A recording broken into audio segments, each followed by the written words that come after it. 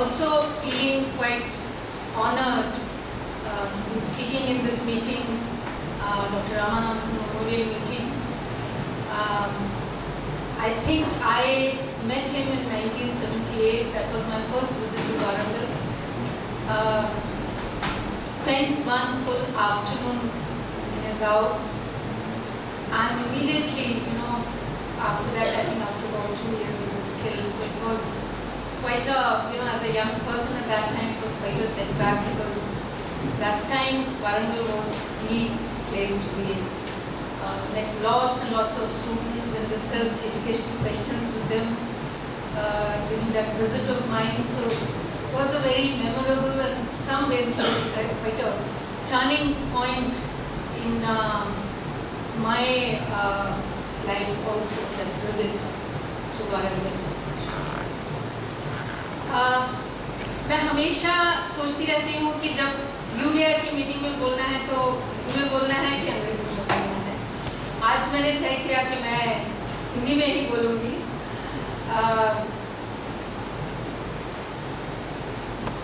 कहाँ से शुरू करें?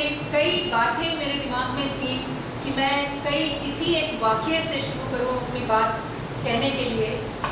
मुझे याद आ रहा है एक बहुत रीसेंट वाक्य, जिसमें मुझे लगता है हम जैसे जो एजुकेशन में काम करने वाले लोग हैं वो बहुत मार खाते हैं उस फ्रंट पर।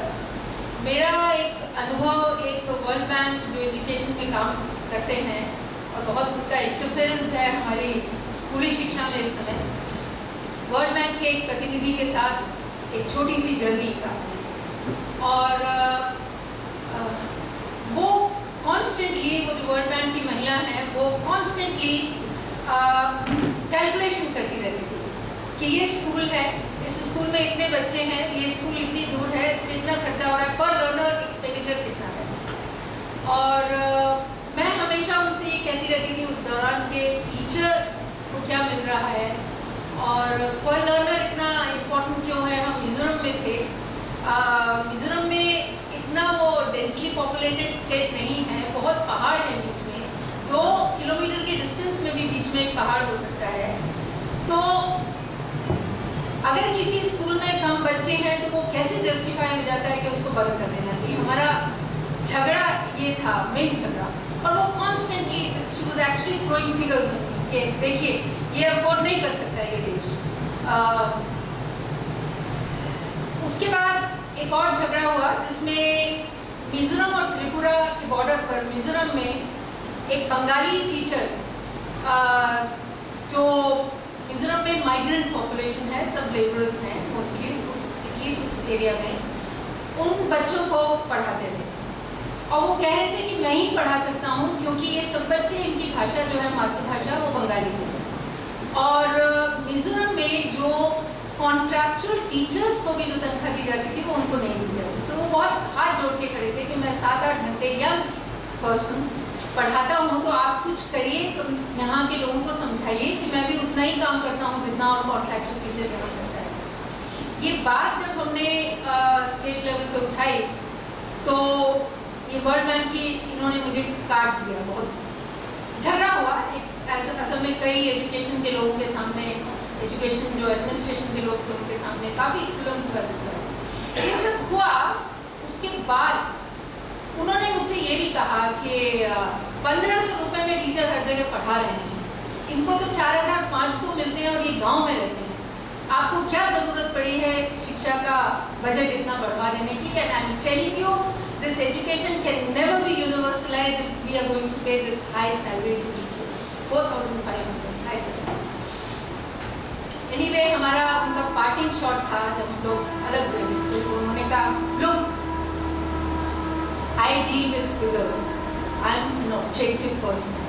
I am a rational person. Whereas you have opinions. And this country's education cannot be built with opinions. You need facts and figures, hard facts and numbers.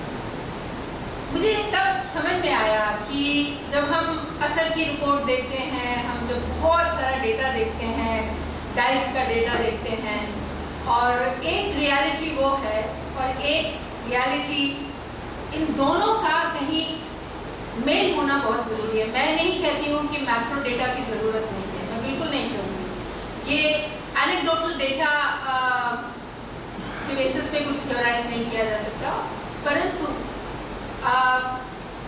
Ground level data इसका क्या महत्व है, मुझे लगता है वो समझना और उसको ऐसे डिस्मिस कर देना वर्ल्ड बैंक के द्वारा ही किया जा सकता है और हो रहा है। मैं इस बात को इसलिए कहना चाहती थी क्योंकि इस समय स्कूल एजुकेशन एक काफ़ी कॉम्प्लेक्स, असल में हम हायर एजुकेशन वाले लोग और ख़ास तौर से दिल्ली यूनिवर्सिटी में जो इस समय हो रहा है उसके कारण बहुत ज़्यादा बात इस समय स्कूल एजुकेशन की यूनिवर्सिटी के लोगों के साथ नहीं हो पाती है, पर स्कूल एजुकेशन बहुत टर्मोइल में है।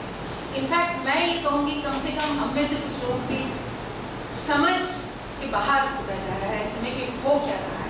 मतलब एक तरफ बहुत तरह के एक्टर्स हैं, इसमें बहुत तरह के NGOs हैं, बहुत तरह के सिविल सोसाइटी ग्रुप्स जिनको आजकल कहा जाता है वो हैं, जो सब स्कूल एजुकेशन में काम कर रहे हैं, उसकी क्वालिटी इम्प्रूवमेंट में काम कर रहे हैं, उसमें एक्सेस को लेकर काम कर रहे हैं। दूसरी तरफ स्टेट के द्वारा तो कहा जाता है एक राइट है, राइट टू एजुकेशन, जिसके कारण वास्तव में इनरोलमेंट रेट बहुत बढ़ा है, बिल्डिंग्स काफ़ी बनी है। पर मैं इतना भी कहूँगी कि दिल्ली जैसे शहर में स्कूलों में भीड़ बहुत बढ़ी है और सरकारी स्कूलों में उस भीड़ के बढ़ने से उसका अगला कदम क्या होगा, कैसे वहाँ पढ़ाई होगी, इसको लेके अभी बहुत स्पष्टता नहीं है। तो मैं ये बात आज मैं क्योंकि इतनी सारी चीज़ें हैं और उसको किस फ्रेमवर्क में देखा जाए, फ्रैंकली मैं अभी खुद मतलब हम लोग में से बहुत लोग समझने की कोशिश कर रहे हैं कि इतने एक्टर्स इसमें नेशनल, इंटरनेशनल, NGOs और उसके साथ साथ स्टेट के द्वारा RTE, यूनिवर्सलाइजेशन पर जोर, स्कूल एजुकेशन पे, सबको कैसे समझा जाए। मैं दो चीज़ें का थोड़ा विस्तार में जिक्र करना चाहती हूँ यहाँ पर, जो शायद कुछ चीज़ों को समझने में मदद करे। एक है, मैं टीचर्स के बारे में बात करूँगी, स्कूल टीचर्स के बारे में कि उनकी आज क्या सिचुएशन है, और दूसरा है प्राइवेटाइजेशन और प्राइवेटाइजेशन स्कूल एजुकेशन में उसके कितने मॉडल्स इस समय सामने हैं। मैं ख़ास तौर से बात करूँगी एक जो बहुत मेजर इस समय वो है, हालांकि ये ज़रूर है कि कहा जा सकता है कि उसका इम्पैक्ट अभी बहुत ज़्यादा नहीं हुआ है, पर वो कम से कम शायद भविष्य का एक बहुत महत्वपूर्ण मॉडल बने, public private partnership school education. पिछले 20-25 सालों में टीचर की ऐसी इमेज, छवि गढ़ी गई है जिसमें यही सामने आता है कि स्कूल टीचर काम नहीं करते, स्कूल टीचर कामचोर हैं, स्कूल टीचर काम नहीं करते, स्कूल नहीं पहुंचते वगैरह वगैरह। और मुझे याद है ये कितना पॉपुलर लेवल पे, कितना मतलब ये इस तरीके की एक कैरिकेचर टीचर को लेके बना है कि अभी रिसेंटली अचानक मैंने देखा था कि एक 5 सितंबर को डिस्कशन हो रहा था टीचर्स डे पर। टीचर को जो एक बहुत, मैं नाम नहीं लूँगी, एक बहुत प्रोग्रेसिव व्यक्ति जिनके लेख मैं बहुत पढ़ती हूँ, उन्होंने वहाँ बैठ के कहा कि गांव का teacher, rural teacher earns much more than farmers, which is not justified. This is one. I mean, he didn't say it's not justified, but it was implied. और दूसरा है वो करते क्या है, वो कक्षा में जाते हैं और टेबल के ऊपर पैर रख के बैठ जाते हैं या शराब पी के आते हैं। मैं सच बताऊं ये एक बहुत इररिस्पॉन्सिबल स्टेटमेंट है। लाखों टीचर्स के लिए इस तरह का sweeping generalisation just shows illiteracy and ignorance on the part of the progressive person. पर चक्कर ये है, यही एक पॉपुलर माइंड में ये इस तरीके की छवि टीचर को लेके गढ़ी गई है, और इसमें ये पॉपुलर परसेप्शन ये बना कैसे है? ये सवाल मैं बहुत पूछती रहती हूँ अपने आप से हम आपस में बहुत बात करते हैं कि क्यों इतनी आसानी से स्कूल टीचर्स को लेकर इतने डिसमिसल होते हैं। क्यों, ये भी सच है, पर ये भी सच है कि बहुत सारे टीचर्स, मेरे पास तो बहुत सारे स्टूडेंट्स ऐसे आते हैं कितनी दूर दूर के गांव के, जो बताते हैं कहानियाँ कि उनके टीचर्स ने कितना मोटिवेट किया। दूसरी कहानियाँ भी हैं, ऐसी कहानियाँ भी हैं, पर क्यों सिर्फ पब्लिक परसेप्शन में यही एक इमेज बनती है। एकेडेमिया में आपको बताऊं, जब भी जो लोग पूरी तरह से एक तरह से कहना चाहिए नव उदारवादी न्यू लिबरल पॉलिसीज एजुकेशन में उसके समर्थक हैं, वो 2-3 स्टडीज को लगातार कोट करते हैं, जिसमें से एक है कि टीचर इतने परसेंट टाइम, ये बड़ी लार्ज स्केल स्टडी है, और इतने परसेंट मतलब इतने डेज वो एब्सेंट रहते हैं। और उसी स्टडी में मैंने बहुत ध्यान से पढ़ा, जो बारीक में लिखा हुआ है कि बहुत सारा उसमें से टाइम जो है ऑन ड्यूटी होता है, पर ये सामने नहीं आता है। और उनकी जो मतलब, और इसलिए जो बात आमतौर पे होती है कि टीचर एब्सेंटिज्म इस देश में बहुत बड़ी समस्या है। और ये मैं आपको बताऊं कि मेरे पास तहलका के 2 अंक हैं, और इंटरेस्टिंगली डिवीजन बड़ा इंटरेस्टिंग है, पर शायद मैंने दूसरे उसके अंक देखे नहीं हैं। एक अंग्रेजी में है, अंग्रेजी में है, जिसमें सरकारी स्कूलों के बारे में सिर्फ नेगेटिव बातें हैं, सिर्फ नेगेटिव चुन के, और उसमें ढेरों ऐसे लोग हैं जिनके इंटरव्यूज हैं, जो प्रथम से हैं, वो जो टीच फॉर इंडिया से हैं, जो आकांक्षा ट्रस्ट से हैं, ये सब वो प्राइवेट ट्रस्ट हैं जो इस समय प्राइवेट पब्लिक पार्टिसिपेशन के हिस्सेदार बने हैं, बनने जा रहे हैं। वो क्या है, मैं उस पर अभी आती हूँ। पर इंटरेस्टिंगली ये इंग्लिश का इशू है, बट आई एम श्योर ये हिंदी का होगा तो उसमें भी ऐसे ही होगा। पर इत्तेफाक से मेरे पास जो है वो, और एक हिंदी का है, जिसमें एक लेखक ने एक टीचर के साथ, एक गांव के टीचर के साथ पूरा दिन बिताया है, और बहुत विस्तार में उसने बताया है कि वो टीचर, सिंगल टीचर पूरे दिन में क्या क्या करता है, और कैसे उसके लिए असंभव है कोई टीचिंग एक्टिविटी करना। मैं सजेस्ट करूँगी कभी आपको टाइम मिले तो उसको जरूर पढ़िए, क्योंकि ये मैंने बहुत अनयूजुअल 15 सितंबर का लेख देखा है।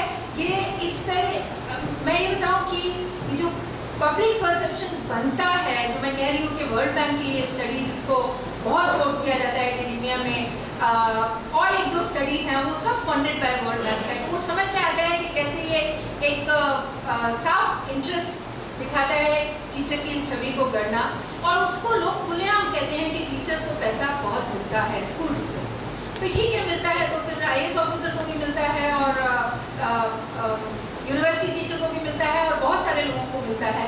तो ये सवाल क्यों नहीं अगर उठना है तो उस संदर्भ में क्यों नहीं उठता है, ये एक बात मैं हमेशा पूछती हूँ। पर सवाल सिर्फ पब्लिक परसेप्शन का नहीं है, वो पब्लिक परसेप्शन बनाया गया है, और उसमें मेरा कहना है कि इस तरह की स्टडीज़ जो हैं वो बहुत हेल्पफुल होती हैं, क्योंकि उन पर उनको एक अथॉरिटी का स्टेटस मिलता है, वो एविडेंस बेस्ड स्टडीज होती हैं। पर एक और बात है कि इसकी जड़ें जो हैं ये बहुत आसानी से ट्रेस की जा सकती हैं न्यू लिबरल पॉलिसीज़ को। मैंने थोड़ा सा हिंदी में अनुवाद किया है, जो मैं किताब में से, मेरी बहुत बड़ी किताब है जिसमें से मैं पढ़ती रहती हूँ, तो उसमें है कि पब्लिक चॉइस थ्योरी के संदर्भ में पश्चिम में पूंजीवाद का जो संकट है उसका कारण देखा गया किस चीज़ में, एक्सपेंशन ऑफ वेलफेयर एक्टिविटीज़, कल्याणकारी राज्य के फैलना, शिक्षा समेत, और प्रजातांत्रिक प्रक्रियाओं में जिससे यूनियन बनाकर विभिन्न समूह अपनी मांगे मनवा सकते हैं। ये 2 बड़े रीजंस हैं, और जिसको एजुकेशन में भी देखा गया। इसी के संदर्भ में कहा गया कि शिक्षा की कीमत बढ़ रही है, कॉस्ट बढ़ रही है, कॉस्ट, परंतु एजुकेशन की क्वालिटी, गुणवत्ता नहीं बढ़ रही है। और कीमत किस लिए बढ़ रही है? क्योंकि टीचर्स की सैलरीज बहुत है। ये 90% जो बजट है वो टीचर्स की सैलरी में चला जाता है, और टीचर्स अपनी यूनियन बना के और बहुत कॉम्प्लेक्स रेगुलेशन नियम होने के कारण अपने को प्रोटेक्ट कर पाते हैं। यह भी कहा गया कि शिक्षा में खर्च का गुणवत्ता और उपलब्धि पर खास असर नहीं होता है। अगर आप ज़्यादा पैसा खर्च करेंगे, इससे ये मतलब नहीं टीचर को ज़्यादा सैलरी देंगे या ज़्यादा बेटर इंफ्रास्ट्रक्चर देंगे, तो ये इसका मतलब ये नहीं है कि आपको बेहतर क्वालिटी की एजुकेशन मिलेगी। ये it's in the context of crisis of capitalism. और ये भी कोई ज़रूरी नहीं है कि बेटर एजुकेशन का कोई रिलेशनशिप टीचर की क्वालिफिकेशन या नंबर ऑफ स्टूडेंट्स से हो। तो आप देखिए सब कुछ नहीं, मतलब नंबर ऑफ स्टूडेंट्स कितना भी हो, टीचर की क्वालिफिकेशन कुछ भी हो, उसको कितने भी पैसे मिले, इस सबका कोई क्वालिटी पर असर नहीं होगा। This is assertion. यह बताया गया कि मध्यम वर्गीय प्रोफेशनल्स जो टीचर्स हैं, जो शिक्षक हैं, को बहुत सुविधाएं मिलती हैं, बहुत प्रिविलेज्ड हैं ये लोग, जो ठीक नहीं है। बाजार के अनुशासन और उतार चढ़ाव से प्रभावित नहीं होती है इनकी सैलरी। इन्हें सफलता मिलने पर अवार्ड नहीं मिलता है, पुरस्कृत नहीं किया जाता है, असफल होने पर इनको पनिश नहीं किया जाता है। इसलिए ज़रूरी है कि शिक्षकों को बाजार शिक्षकों के ऊपर, स्कूल एजुकेशन के ऊपर मार्केट की कंडीशंस को लागू किया जाए। और इसलिए इस जो एजुकेशन पर जो खर्च है उसको कंट्रोल किया जाए। और इस को सपोर्ट करने वाले भी वर्ल्ड बैंक के लोग भी हैं। मैं उसमें बहुत ज़्यादा डिटेल में नहीं जाऊंगी, क्योंकि एक किताब लिखी गई है पूरी जो वर्ल्ड बैंक स्पॉन्सर्ड स्टडी है, जिसमें कहा गया है कि शाहदरा और हैदराबाद में ऐसे स्कूल हैं जिसमें बहुत उच्च गुणवत्ता वाली शिक्षा स्कूलों में बच्चों को दी जा रही है, और ये बजट स्कूल्स हैं। और इसमें जो पेरेंट्स हैं, जो गरीब बस्तियों में हैं, ये दोनों जो प्रयोग जो हुए हैं, और उसमें जो पेरेंट्स हैं वो 120 से पता नहीं शायद 800 रुपये तक फीस अफोर्ड कर सकते हैं, और ये सेल्फ सस्टेनिंग स्कूल्स हैं। और इससे ये ऑलमोस्ट ये निष्कर्ष निकालने की कोशिश है कि कैसे एजुकेशन में पब्लिक इन्वेस्टमेंट ज़रूरी नहीं है। मतलब लोग, people are prepared, communities are prepared to pay for their children's education. This is number one. Number two, teachers को इतनी high salary, वो data as usual बहुत quantitative data है उसमें, और बहुत, हालांकि उसका क्रिटिक जब थोड़ा बहुत डेवलप हुआ तो उसमें बताया गया कि जो वहाँ पे क्लेम है कि वहाँ पर शिक्षा बहुत अच्छी हो रही है, ऐसा कुछ नहीं है वास्तव में। और जो बच्चे वहाँ पहुँच रहे हैं वो मजदूरों के बच्चे नहीं हैं, वो लोअर मिडिल क्लास फैमिलीज के बच्चे हैं, और कोई खुश नहीं है कि उनको आज के समय में अपने बच्चों के लिए इतना पैसा खर्च करना पड़े। और ड्रॉप आउट रेट बहुत हाई है, होगा ही। अगर 120 रुपये एक बच्चे पे पर मंथ खर्च करना पड़े तो ये किन फैमिलीज के लिए अफोर्डेबल है। पर उस किताब को भी बहुत महत्व मिला, उन स्टडी की और भी जो रिपोर्ट्स हैं उसको भी बहुत महत्व मिला। और ये कैसे एक मानसिकता बनती है, और कैसे अंग्रेजी पढ़ने वाले लोग उसको पढ़ते हैं और उससे एक मानस बनाते हैं, ये समझना बहुत ज़रूरी है। आज एग्जैक्ट डेटा नहीं है, पर आज की स्थिति में सरकारी स्कूलों में करीब 10 लाख टीचर्स की ज़रूरत है।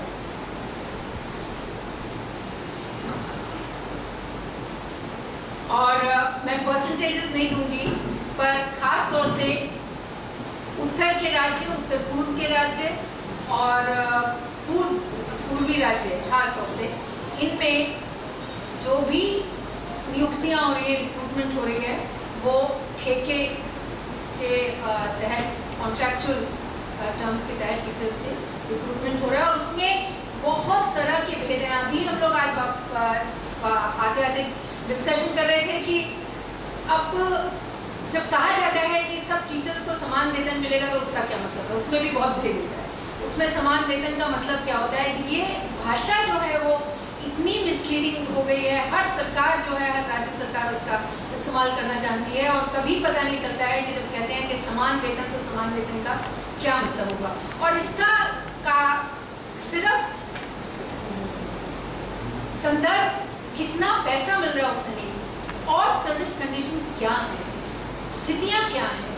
मतलब कोई भी स्कूल टीचर पर कोई भी कमेंट करने से पहले मैं तो कहती हूँ दिल्ली के भी सरकारी स्कूलों को देख के आने की ज़रूरत है, वहाँ क्या हो रहा है और टीचर्स किस तरह से, और खासतौर से जो नए यंग लोगों को नियुक्तियाँ हो रही हैं जिनमें वो जज्बा है, जिनमें वो जोश है कम से कम शुरू के सालों में, पर उनके साथ किस तरह का सलूक हो रहा है ये समझना बहुत ज़रूरी है। और ये कॉन्ट्रैक्चुअल टीचर्स का जो मसला है ये काफ़ी गंभीर है और इसके कई तरह के असर हैं। जैसे मैं 2-3 की बात जिक्र करूँगी। जैसे एक ही स्कूल है, एक ही स्कूल में अब 2 तरह के टीचर्स हैं। पुराने टीचर्स हैं जिनको 6 पे कमीशन की सैलरीज मिल रही हैं और जिनके परमानेंट जॉब्स हैं, और नए टीचर हैं जो थोड़े जोश में भी हैं और काम भी करना चाहते हैं, कुछ नई चीज़ें सीख के भी आए हैं, पर सब काम वो करेंगे पर उनको उनका भविष्य, उनके आगे मतलब एक लॉन्ग टर्म इंटरेस्ट वो अपना शिक्षा में कैसे बनाए इसकी कोई संभावना नहीं दिखती है, क्योंकि वो कब होंगे, कब दोबारा उनका होगा, नौकरी मिलेगी नहीं मिलेगी, इसका कुछ लेना देना नहीं है। इस सब से इसको लेके टीचर्स ने अपनी मांगों को लेके, कॉन्ट्रैक्चुअल टीचर्स ने जगह जगह आंदोलन किए हैं और काफ़ी मार खाई। मतलब कई राज्यों की बहुत डिटेल रिपोर्ट्स आती रही हैं, जो आती हैं बिखर जाती हैं, उसमें तो मतलब एक स्तर का संघर्ष उनका चला है, वो मार पिटाई होती है, वो बिखर जाता है, और ज़्यादा से ज़्यादा ये होता है कि कुछ उस समय इस तरीके का कॉम्प्रोमाइज़ हो जाता है, चलिए 1000 रुपये आपको बढ़ा दिया, चलिए 6000 मिलता था 7 कर दिया, 4500 मिलता था 5 कर दिया, और कोई सिस्टमिक चेंज या वो इस तरीके का नहीं होता है। और ये संघर्ष लगातार चल रहे हैं। मैं दक्षिण के राज्यों के बारे में थोड़ा, मेरी जानकारी कम है और अगर कभी भी मुझे वो जानकारी ज़्यादा हासिल हुई तो मैं बताऊंगी, पर कुछ हद तक ये विभाजन है उत्तर पूर्व और दक्षिण के वहाँ के राज्यों के संदर्भ में। इसका एक जो बहुत बड़ा और असर हुआ है वो असर ये है कि शिक्षक की अपनी छवि पर बहुत, अपने आत्मविश्वास पर बहुत असर पड़ा है कि वो जो काम है वो अपने आप में एक बहुत महत्वपूर्ण काम के रूप में मतलब नहीं है। उनकी अपनी ज़िंदगी आज नौकरी है, कल नहीं है, आज वो पढ़ा रहे हैं, कल नहीं पढ़ा रहे हैं, कल किसी और जगह जा रहे हैं। ये एक कोई भी लंबी अवधि का कुछ सोच बनाना, प्लान बनाना कि हम उसमें रहेंगे ही नहीं है। मेरे ख्याल में इसका भी एक असर है कि आज हम लोगों को CI में जो स्टूडेंट मिलते हैं उसमें से बहुत सारे स्टूडेंट्स रहते हैं जो कहते हैं हम BEd करने तो आ गए पर हम सिविल सर्विसेज के एग्ज़ाम दे रहे हैं। इस बार मुझसे कुछ 2-3 स्टूडेंट ने कहा, लड़कियों ने कहा कि हमको लाल बत्ती बहुत अच्छी लगती है, यहाँ तो हम आ गए हैं पर हम अंत में लाल बत्ती, क्योंकि इस नौकरी में क्या रखा है।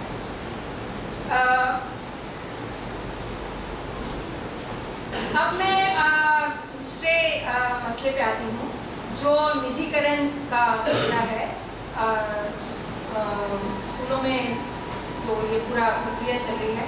इसका एक तो बहुत सीधा साधा पक्ष है कि पिछले 20-25 सालों में नया प्राइवेट स्कूल बनाने को लेके जो कंडीशंस, शर्तें होती थी, वो शर्तें अलग अलग राज्यों में बहुत डाइल्यूट की गई हैं अलग अलग तरह से, और ये भी सिलसिला करीब 20-25 सालों से चल रहा है। मैंने ज़्यादा निकटता से मध्य प्रदेश देखा है, मैं बहुत इसमें स्पेसिफिक्स में नहीं जाऊँगी इसमें, पर बाय एंड लार्ज ये हुआ है। और इसके कारण प्राइवेट स्कूल्स, तरह तरह के प्राइवेट स्कूल को लेके भी एक बड़ा मिसनॉमर है कि वो इंग्लिश मीडियम, बेटर एजुकेशन वगैरह वगैरह। मेरे ख्याल में यहाँ हम सब लोग जानते हैं ये उसका मतलब वो नहीं होता है। प्राइवेट स्कूल का मतलब हर तरह के प्राइवेट स्कूल बहुत तादाद में बने हैं, और ये भी उस पॉलिसी का हिस्सा है क्योंकि जो प्री कंडीशंस हैं उनमें डाइल्यूशन हुआ है और अलग अलग बहुत अनइवननेस है अक्रॉस स्टेट्स पर है। और अब स्थिति ये है कि 20 to 25% स्टूडेंट जो हैं, बच्चे जो हैं वो प्राइवेट स्कूलों में, हर तरह के प्राइवेट स्कूलों में जाते हैं। और इसमें जो शहरों में है वहाँ परसेंटेज और ज़्यादा है और गाँव में परसेंटेज उसकी तुलना में कम है प्राइवेट स्कूल में जाने वाले बच्चों की। फिर उसमें जेंडर डिवाइड भी है बहुत क्लियर, लड़कियां कहाँ जाएंगी और लड़के कहाँ जाएंगे, उस तरीके के डिविजन्स भी बहुत क्लियर हैं। सबसे मार्जिनलाइज्ड ग्रुप जो है वो गांव में सरकारी स्कूलों में जाएंगे तो वो दिल्ली में भी उन सरकारी स्कूलों में ही पहुँचेंगे, वो प्राइवेट स्कूलों में नहीं जाएंगे। तो इस सब का जो असर है वो तो बड़ा क्लियर है। हम सब लोग जानते हैं कि एक तरह से मिडिल क्लास और लोअर मिडिल क्लास का भी टू सम एक्सटेंट एक तरह से एस्केप हुआ है सरकारी स्कूलों से। उसके जो बहुत सारे कॉन्सिक्वेंसेस हैं उस पर भी बहुत डिस्कशन होता रहा है। इसके भी दो असर जो हैं वो हैं, एक ये है कि कुछ क्षेत्रों में कुछ सरकारी स्कूल बंद होने की कगार पे हैं, क्योंकि वहाँ पे स्टूडेंट्स नंबर बहुत कम हो गया है। मुंबई के कुछ इलाकों में ऐसा हुआ, और आज से 6-7 साल पहले जो हुआ था वो इंदौर के कुछ एरिया में हुआ था, और वहाँ पे असल में बाद में पता चला अध्ययन करके कि कुछ स्कूलों को खाली कराया जा रहा था, 2-3 स्कूलों को मर्ज करके थोड़ा पेरिफेरी पे भेजा जा रहा था, और सेंटर में जो बिल्डिंग्स थी उनको मॉल के लिए यूज़ किया जा रहा था। तो ये भी एक ध्यान रखने की बात है कि खासतौर से शहर में जब सरकारी स्कूल है तो प्रॉपर्टी बहुत, मतलब बिल्कुल वो बॉम्बे टेक्सटाइल मिल्स वाला हालत है कि ओवर द इयर्स वो प्रॉपर्टी बहुत इंपॉर्टेंट हो जाती है। तो वो कैसे कारण बन सकता है मुझे नहीं मालूम, क्योंकि बॉम्बे में कुछ एरियाज में ऐसा हुआ कि बच्चे बड़ी तादाद में प्राइवेट स्कूल में जाने लगे। ये जो लर्नर कॉस्ट रेशियो है ये बहुत ज़्यादा हो गया, तो कैसे वो स्कूल को मर्ज करने की ज़रूरत है, ये सब इश्यूज हैं। पर मैं जिस पर ज़्यादा, और ये है ये जो प्राइवेट स्कूल्स हैं ये नॉन प्रॉफिट मेकिंग ट्रस्ट या अदर रजिस्टर्ड बॉडीज के द्वारा चलाए जाते हैं, ऐसा on paper at least. Private schools अभी कॉन्स्टिट्यूशन के हिसाब से प्रॉफिट नहीं कमा सकते हैं। अब क्या हो रहा है, 11th 5-year प्लान से स्कूल एजुकेशन में पब्लिक प्राइवेट पार्टनरशिप की बहुत बात हो रही है। इसका जो सबसे एक इम्पोर्टेंट वो तरह से घोषणा हुई थी, डिसीजन हुआ था कि नवोदय विद्यालय जो डिस्ट्रिक्ट लेवल पे बेहतर स्कूल्स होते हैं, उसी एक्चुअली नवोदय विद्यालय मतलब हर ब्लॉक लेवल पे अब एक अच्छा स्कूल, मॉडल स्कूल बनाया जाए। ये कपिल सिब्बल जब मिनिस्टर थे उस समय ये घोषणा हुई थी, और ये था कि 6000 मॉडल स्कूल्स पूरे इसमें सारे ब्लॉक्स में बनाए जाएंगे। इस पर मैं जाऊंगी नहीं, पर मैं सिर्फ मेंशन करना चाहूँगी कि मुझे लगता है ये जो तरह तरह के schools with in government structure भी बनाए जाते हैं उसके बारे में भी सोचने की ज़रूरत है। मॉडल स्कूल, नवोदय स्कूल, प्रतिभा विकास विद्यालय, ये सब स्कूल्स इस तरीके के हैं जिसमें एक स्क्रीनिंग प्रोसेस होता है, इसमें ऑटोमेटिक एंट्री नहीं होती है। तो within government school system also there is this kind of stratification. और जब इक्वल अपॉर्चुनिटी की जब बात होती है तो उस पर सोचने की ज़रूरत है, बिकॉज मुझे बहुत साफ दिखता है कि जो लाइट है फिर वो पड़ती है ये बेहतर स्कूलों में, और जो जनरल स्कूल्स होते हैं जिसमें इन प्रिंसिपल हर बच्चा जा सकता है, सरकारी स्कूल, वो कहीं मार्जिन पे जाते हैं। ये जो स्कूल्स हैं ये बेटर स्कूल्स का मतलब है कि इनकी जो हर तरह से इनमें मतलब compare to ordinary government school इनमें बेहतर सुविधाएं होंगी, इनमें स्टूडेंट टीचर रेशियो भी कम होगा, इसमें नंबर्स बियॉन्ड द पॉइंट मतलब लिमिटेड नंबर ऑफ स्टूडेंट्स ही लिए जाएंगे, जबकि जो ऑर्डिनरी सरकारी स्कूल है उसमें मना नहीं कर सकते हैं एडमिशन्स बिल्कुल भी। तो इसलिए बहुत सारे सरकारी स्कूलों की दिल्ली में अभी ये स्थिति है, मुझे बताया गया हिमाचल में भी है, और कई राज्यों में है कि एक क्लास में 100 बच्चे हैं, 80 बच्चे हैं, 90 बच्चे हैं, कुछ बच्चे आते हैं कुछ नहीं आते हैं क्योंकि बैठने की जगह नहीं है। अब दिल्ली यूनिवर्सिटी का भी हाल हो रहा है वैसे, पर ये स्कूलों में बहुत टाइम से ये हाल है। अब पब्लिक प्राइवेट पार्टनरशिप जो है, एक तरफ RTE का फ़ायदा होपफुली मिल रहा है बच्चों को, पर दूसरी तरफ ग्रेजुअली धीरे धीरे पब्लिक प्राइवेट पार्टनरशिप का मसला भी स्कूल एजुकेशन में पकड़ रहा है। पब्लिक प्राइवेट पार्टनरशिप को गवर्नमेंट डॉक्यूमेंट में सरकार और प्राइवेट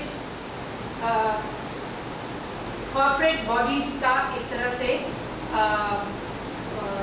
दोनों के बीच में कॉन्ट्रैक्ट के रूप में देखा जाता है। इसमें बहुत तरह के अरेंजमेंट्स होते हैं। बेसिकली यह है कि सरकारी स्कूल जो है वो कॉर्पोरेट बॉडीज़ या प्राइवेट बॉडीज़ चलाएंगी, कई तरह के अरेंजमेंट है, उसमें फुल मैनेजमेंट हो सकता है, मतलब सरकारी स्कूल है, सरकारी स्कूल का फुल मैनेजमेंट कोई कॉर्पोरेट बॉडी ले लेगी, और फिर वो कैसे टीचर्स को अपॉइंट करेंगे, बच्चों से कितनी फीस लेंगे। 40% जो है उनके ऊपर कंडीशन है कि वो 40% जो है उनको बिना फीस वाले बच्चे लेने हैं, बाकी 60% से वो कितनी फीस लेंगे ये उनका डिसीजन होगा। तो वो एक तरह से गवर्नमेंट स्कूल जो है वो एक प्राइवेट कॉर्पोरेट बॉडी चलाएगी, और उसका सारा जो इंटरनल फंक्शनिंग है वो उनके हिसाब से तय होगा। कई इसमें और मॉडल्स हैं। कई बार ऐसा है कि सिर्फ बहुत सारे स्कूल के काम जो है वो आउटसोर्स किए जाएंगे, जैसे computer labs, mid day meal scheme, library, labs, बहुत इस तरह के अरेंजमेंट्स हैं इसमें। कई ऐसे हैं कि पूरा स्कूल इंक्लूडिंग बिल्डिंग, फर्स्ट में तो बिल्डिंग सरकार देगी, पर दूसरे में है कि बिल्डिंग के लिए जमीन की व्यवस्था सरकार करेगी, कुछ फंडिंग शुरू में सरकार देगी। समझने की बात यह है कि ये गवर्नमेंट स्कूल्स हैं जो अलग अलग टर्म्स एंड कंडीशंस पे they going to be taken over by different actors, जो टीच फॉर इंडिया हो सकता है, जो आगा खां फाउंडेशन हो सकता है, बहुत सारे यहाँ पर वो एक ग्रुप है जो बहुत काम करता है, लोक शिक्षक मंच जिसके लोग भी हैं, उन्होंने बहुत जानकारियाँ इस पर इकट्ठी की हुई हैं। इसके तहत बम्बई के कुछ स्कूल, अभी गवर्नमेंट जो स्कूल हैं वो एक कॉर्पोरेट हाउस के पास जाने वाले हैं, जो साउथ दिल्ली म्यूनिसिपल कॉर्पोरेशन के दिल्ली में स्कूल हैं वो एक और कॉर्पोरेट हाउस के पास जाने वाले हैं। समझने की बात यह है, 2-3 बातें हैं। एक ये है कि क्या सरकार कह रही है कि हम स्कूल नहीं चला सकते, इसलिए private bodies, profit making bodies school चलाएं। और दूसरा है कि सरकार को बहुत आसानी से निकलने का रास्ता मिल गया है कि उन स्कूलों में किन कंडीशंस में लोग काम करेंगे, टीचर को क्या सैलरी मिलेगी, फुल ऑटोनॉमी। ये ऑटोनॉमी के नाम पे डिसीजन मेकिंग उनके हाथ में है। टीचर को क्या सैलरी मिलेगी, फीस क्या तय होगी, करिकुलम क्या होगा, मतलब ब्रॉड करिकुलम तो वही रहेगा जो एनसीईआरटी ने तय किया है, पर कौन सी किताबें लगेंगी। गवर्नमेंट स्कूल में एनसीईआरटी और एससीईआरटी की किताबें चलती हैं, पर जब वो प्राइवेट बॉडीज चलेंगी तो उसमें कौन सी किताबें लगेंगी, ये पूरा उनके हाथ में है। और इस तरह के मित्तल भारती जो हैं वो राजस्थान में स्कूल चला रहे हैं, आगा खां फाउंडेशन के कुछ स्कूल यहाँ चल रहे हैं, एक आध स्कूल में वो सुबह की शिफ्ट में स्कूल चलाते हैं, शाम की शिफ्ट में वो कोचिंग क्लासेस चलाते हैं। बहुत सारे ऐसे एग्जाम्पल्स हैं जिसपे कुछ लोग डेटा इकट्ठी करने की कोशिश कर रहे हैं। बात यह है कि अभी तक कानून के हिसाब से प्राइवेट स्कूल चलाना प्रॉफिट मेकिंग नहीं हो सकता था, पर अब उसकी भी मांग हो रही है। और ये कहा जा रहा है मतलब कि सेल्फ सस्टेनिंग इन स्कूल्स का बनने के लिए ये ज़रूरी है कि इनको अलाउ किया जाए प्रॉफिट बनाना। तो मेरे ख्याल में ये सोचने की बात है कि जब सरकार कह रही है हमारे पास पैसा नहीं है स्कूल चलाने के लिए, हम चला नहीं सकते हैं, सरकारी स्कूल प्रॉफिट मेकिंग बॉडीज अब चलाएं, वो उसकी क्वालिटी भी इम्प्रूव कर देंगे, वो उसका मैनेजमेंट भी इम्प्रूव कर देंगे, वो पेरेंट्स को चॉइस भी दे देंगे, parents will have multiple choices end of course healthy competition, the Mantra of capitalism. Parents will have choice and there will be healthy competition which will lead to better quality education. These are the arguments which are being used for PPP. And 5-6 बहुत important documents हैं जो इस समय public domain में हैं और बहुत details वो इस पर देते हैं।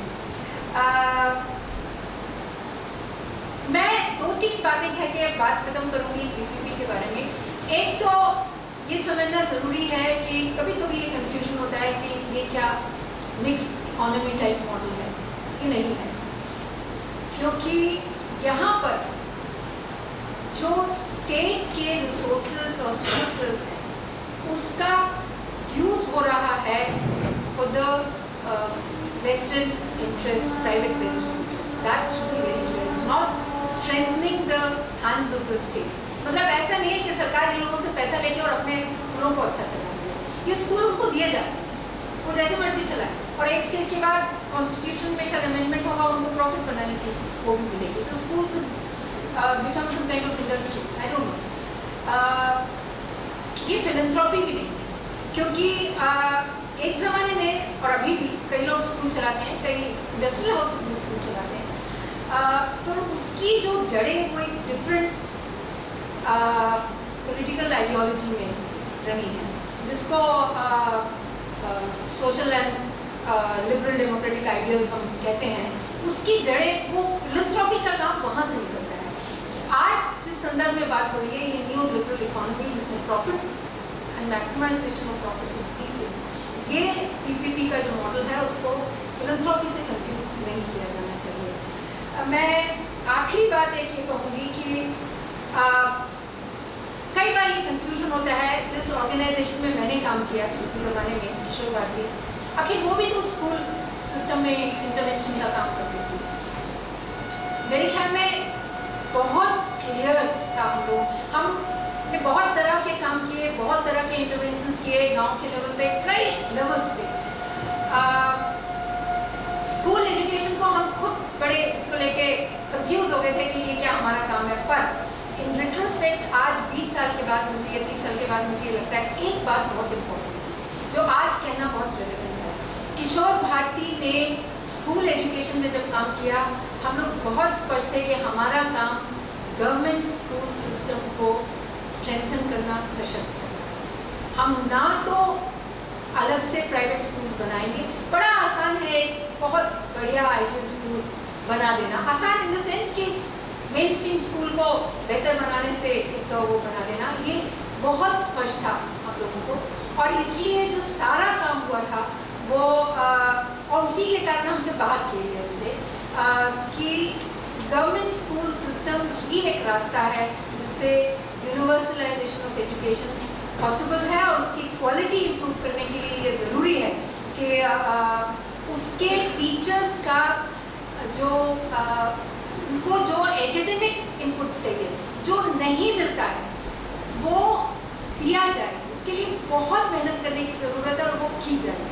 एकलव्य ने इस प्रोसेस को जारी रखा एक तरह से। ये हमारा सही गलत जो कुछ भी, पर आज के उसमें लगता है जब हम पीछे देखते हैं कि वो कितना महत्वपूर्ण वो था कि हमको एक पैरेलल व्यवस्था नहीं बनानी है। यही सिस्टम है जिससे सबसे आम लोगों तक शिक्षा पहुंचेगी, और वो ज़रूरी है, क्वालिटी एजुकेशन ज़रूरी है। मेरे ख्याल में इस बात को ध्यान में रखना बहुत ज़रूरी है कि हमारे लिए इक्वालिटी, इक्वल अपॉर्चुनिटी से मतलब ये था कि टीचर्स, गवर्नमेंट स्कूल टीचर्स के हाथ का सोच स्ट्रेंथन करना बहुत ज़रूरी है। टीचर्स की वो सब प्रॉब्लम्स हैं जो एक हमारी सोसाइटी में है, जेंडर बायस है, कास्ट बायस है, सब कुछ है, और इसलिए कैसे उनके एजुकेशन प्रोग्राम्स में ये चीज़ें शामिल हों, जिसपे डिबेट्स हों, जिसपे डिस्कशन हो, जिसपे काफ़ी कम बात एकलव्य ने किया, जिसमें उन्होंने सोशल साइंसेस को उठाया। इस तरह के इनपुट्स का रिस्पॉन्स बहुत ज़बरदस्त मिलता है, और इसलिए मैं कम से कम कभी नहीं मानूंगी जब कहा जाता है कि टीचर्स काम नहीं करते। टीचर्स किन कंडीशंस में काम कर सकते हैं, इसको समझना बहुत ज़रूरी है। उसकी जो एस्केप है कि 1500 रुपये दे के प्राइवेट स्कूल्स में टीचर्स काम करते हैं, इसलिए उनको 1500 रुपये मिलना चाहिए, इससे ज़्यादा नहीं मिलना चाहिए, ये ऑलमोस्ट क्रिमिनल है। और इस सिस्टम को, पब्लिक स्कूल सिस्टम को एक तरह से डिस्ट्रॉय करना, डिसमेंटल करना, उसकी पता नहीं साजिश है या उसका रास्ता है। धन्यवाद।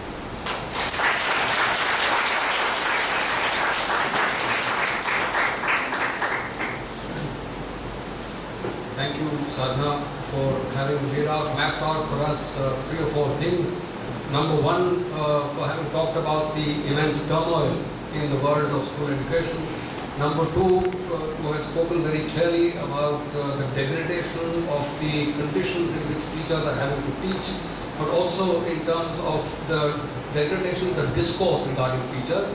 Number three, for having talked about how this is becoming a prelude, a very conscious prelude to actually trying to to sort of withdraw the state, to allow the state to withdraw from funding public education and clear the ground for encouraging privatization through this private public, the PPP model. And number four, for having also talked about very briefly though of the Kishore Bharati and Eklavya experiences as offering possible alternatives and having been very different ideals. The idea now is to open up Sadhana's talk for a discussion. after which we would have a short break for tea and then come back for another session with Professor Tilak and Professor Krishna Kumar. So any questions and comments are welcome at this point.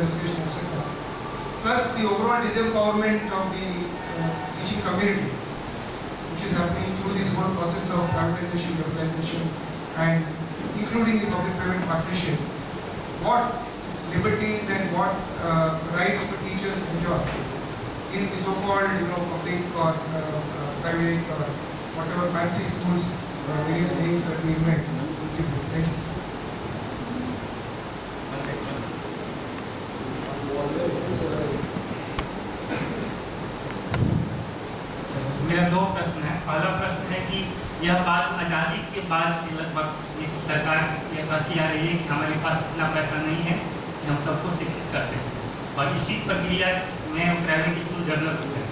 मैं ये पूछना चाहता हूँ कि हमारे बहुत सारे साथियों ने और काम किया है शिक्षा को लेकर। तो क्या सार्वजनिक शिक्षा के लिए जो वित्त प्रबंधन है, जो धन की जरूरत है, क्या आज भी भारत सरकार का जो बजट है और भारत सरकार के पास जो पैसा है, क्या वह पैसा नहीं है सभी को एक समान शिक्षा देने के लिए, जिसको कोठारी कमीशन ने कहा? तो इस पर क्या कोई काम हुआ है क्या? जो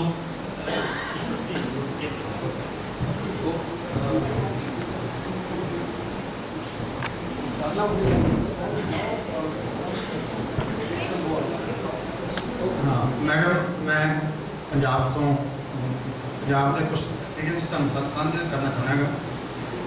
सरकारी स्कूलों के सोशल सैग्रीगेशन की जी तुसीं गल की है, ये पंजाब के बहुत डिमार्केटेड है। मैं टीचर ट्रेनिंग इंस्टीट्यूट के लगभग 17-18 साल काम किया है। असी सर्वे करवाया, सरकारी स्कूलों के बच्चे जोड़े पढ़ते हैं उन्होंने 70% मापिया ये नहीं पता कि साडा बच्चा किहड़ी क्लास में पढ़ता है। उन्होंने मापिया ये नहीं पता कि साडा बच्चा स्कूल के विचों की काम करके लेके आया, उन्होंने कोई अकाउंटेबिलिटी नहीं है घर के। इस करके जी टीचर को यह गल का दोष देना कि टीचर निकम्मे हो गए, असल वही टीचर है जोड़े अज तो 25 साल पहला सरकारी स्कूलों पढ़ाते थे। टीचर अज भी उस ढंग से पढ़ाना चाहते हैं, पर उन्होंने को जो कंटेंट आता है वो कंटेंट की हेठा उन्होंने परिवारों के किहो जी स्थिति है, वो किन्ना दिन स्कूल आते हैं, उन्होंने मापिया की उन्होंने वालों कितनी की जवाबदेही है, ये काफ़ी कंसर्न होता है। इन्हों बहुत स्ट्रैस देकर गल करनी चाहिए। दूसरी गल, प्राइवेट स्कूलों के जोड़े सोशल एथिक्स से जिन्ने बिगाड़ पैदा हो रहे हैं, ईवन मात भाषा जी मात-भाषा पंजाब के पूरी तरह निगलैक्ट किया जा रहा है। प्राइवेट स्कूलों के जोड़े बच्चे पढ़ते हैं अज तो 10 या 15 सालों जोड़े असी किसी बीजेपी या कुछ होर पोलिटिकल स्ट्रक्चर जिन्हों दोष देने कि पंजाब के मात भाषा के इशू के उत्ते उन्होंने बड़ा डिस्टॉर्ट की है अंकड़े।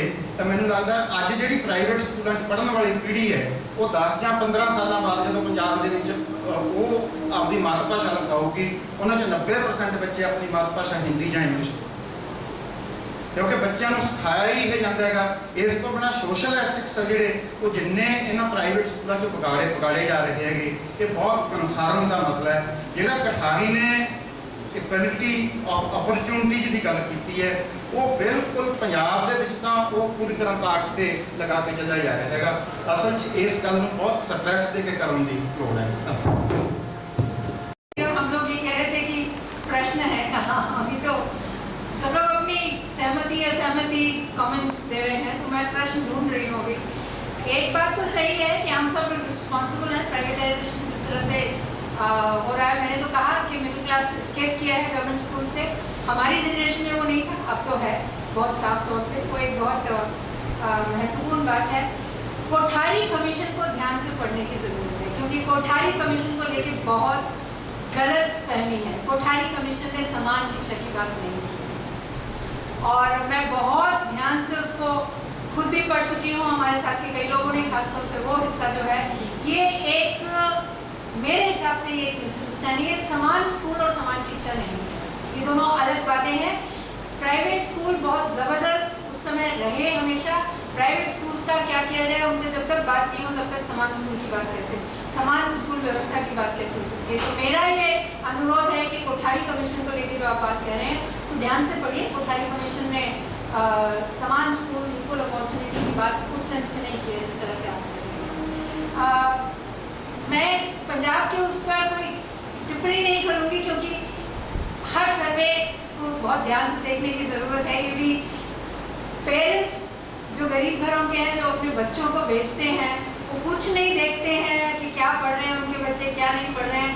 इस पर बहुत अलग अलग तरह की इंफॉर्मेशन उपलब्ध है और कम से कम इस समय बहुत सारी ऐसी जानकारियाँ हैं जिसमें वास्तव में पेरेंट्स काफ़ी इंटरेस्ट लेते हैं, जितना उनके बस में होता है। बहुत सारे जगह पेरेंट्स ये कहते हैं हमारे बच्चे स्कूल में जाते हैं और कुछ पढ़ के नहीं आते हैं, हम लड़कियों को स्कूल क्यों भेजें, क्योंकि लड़कियों को स्कूल भेजने की अपॉर्चुनिटी कॉस्ट बहुत ज़्यादा होती है। तो ये एक स्टीरियोटाइप भी है कि जो बच्चे जिनके माँ बाप पढ़े हुए नहीं हैं या पढ़े हुए भी हैं, तो वो कभी देखने की कोशिश ही नहीं करते हैं कि स्कूल में क्या हो रहा है क्या नहीं हो रहा है। नहीं, मैं सिर्फ इस पे रुकूंगी। एक जो सवाल था फ्रैगमेंटेशन और टीचर्स यूनियन का, ये बहुत इंपॉर्टेंट है। ये फ्रैगमेंटेशन किस तरह का है, आप देखिए कि एक तरफ तो रेगुलर टीचर्स हैं और एक तरफ कॉन्ट्रैक्चुअल टीचर्स हैं, और कॉन्ट्रैक्चुअल टीचर्स की भी बहुत अलग अलग कैटेगरीज हैं।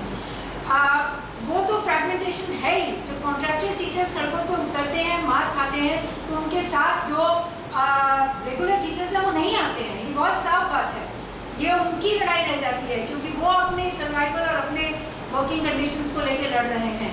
विद इन अ स्कूल, एक संस्था स्कूल जो है, उसमें किस तरह का फ्रैगमेंटेशन है, किस तरह के इथॉस बन रहे हैं, इसको भी समझने की ज़रूरत है। जो चलता हुआ मसला है, बहुत सालों से ये हो रहा है, मतलब टीचर्स ही आपस में एक दूसरे को वो करने लगे हैं। मैं ये कह रही हूँ, आप समझने की कोशिश करिए, जब पब्लिक प्राइवेट पार्टनरशिप की बात होगी तो हर स्कूल जो बात नहीं, जो हो रहा है, हर जो गवर्नमेंट स्कूल है वो एक या किसी एक प्राइवेट के हाथ में है। वहाँ का टीचर और एक और गवर्नमेंट जो टीच इंडिया का स्कूल, मतलब सरकारी स्कूल है, और जो भारतीय इसका स्कूल है, उन दोनों के टीचर्स का भी आपस में विभाजन हो गया, क्योंकि वो टीच इंडिया की कंडीशंस पे काम कर रहे हैं और भारतीय की कंडीशंस पे काम कर रहे हैं। तो सरकारी स्कूल के शिक्षकों का भी इस तरह से फ्रैगमेंटेशन हुआ है। क्या मौके रह गए हैं यूनियनाइज होने के, ये समझने की ज़रूरत है। मतलब ये जो इस तरह का जो बिखराव होगा, उसमें यूनियंस बनना, तो कम से कम आज जब सरकारी स्कूलों में कॉन्ट्रैक्ट टीचर्स हैं वो इकट्ठे हो सकते हैं। जब ये सिनेरियो सामने आएगा तो टोटल फ्रैगमेंटेशन, फिर तो यूनियंस बनने की संभावना नहीं है। मेरा जो प्रश्न था कि शिक्षा के क्षेत्र के वित्तीय प्रबंधन में सरकार